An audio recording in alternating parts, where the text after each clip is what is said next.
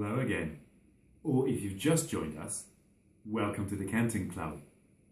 This week's wine is an Italian red from the Veneto, the area of northeastern Italy, centred around Venice itself. It's made from an unusual blend of Merlot and Corvina. The Corvina is a local boy. It's not found elsewhere. It's the main black grape of the area's main red wine, Valpolicella. Valpolicella is known for being light and fresh, but it has two much more serious big brothers, Ripasso and Amarone. This wine's name, Passori, is an anagram of Ripasso, hinting that it's aiming at that style. But the description on the back label and its alcohol level of 14% suggests that it might be more of an Amarone. Let's find out. It's got a terrific colour, really intense, deep ruby. When I poured it, it looked almost thick, almost viscous. And when I swirl it, I see really prominent legs, tears on the side of the glass. These are hinting at high alcohol.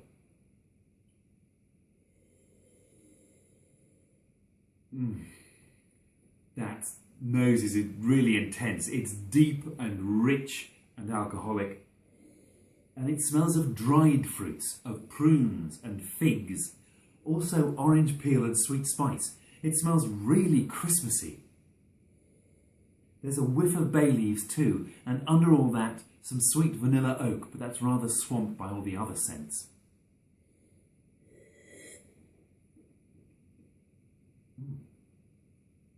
Whoa, that's really full-bodied. There are big, sweet black fruit flavours in here, of dark cherries and blackberries. And they really are sweet, because this wine is unusually off-dry. That's actually quite common for Amarone, which is so concentrated it doesn't ferment all the way out to dryness. Underneath all that rich, sweet fruit, though, there's a hint of bitterness, and that is very, very much an Amarone characteristic. The name itself means great bitter.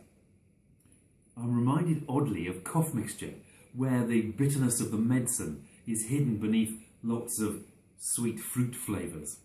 It's good though.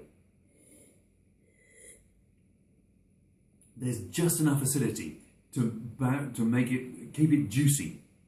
And there's loads of velvety tannins.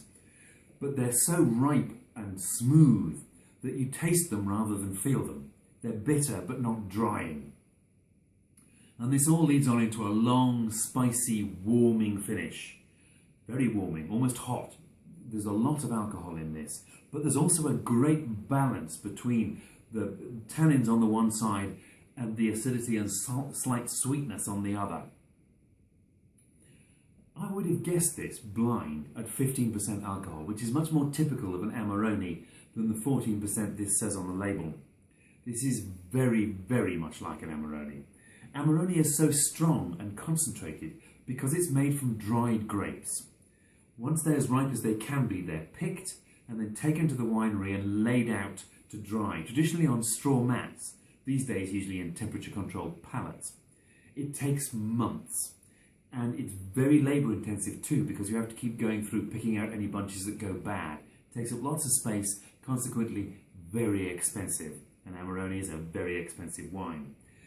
This has been made a different way. The grapes have been dried on the vine in a technique called taglio del tralcio.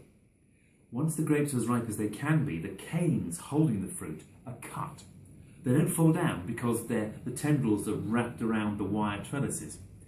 But no more water can rise up from the roots. So the grapes dry in the sun and the wind, but also because they're still connected to the rest of the vine with all the leaves that are trying to photosynthesize, they suck water back out of the grapes, concentrating them still further. So only after about 15 days, they're concentrated enough to be picked to make an Amarone style red on the cheap. I happen to know, although this doesn't say so anywhere on the label, that this wine was made by noted local winemaker Alessandro Botta of Casa Vinicola Botta, the region's biggest family-owned winery. I suspect his name is not on the label because the UK importer decided that Botta stop sniggering at the back there, was not a name that would play well in English-speaking markets.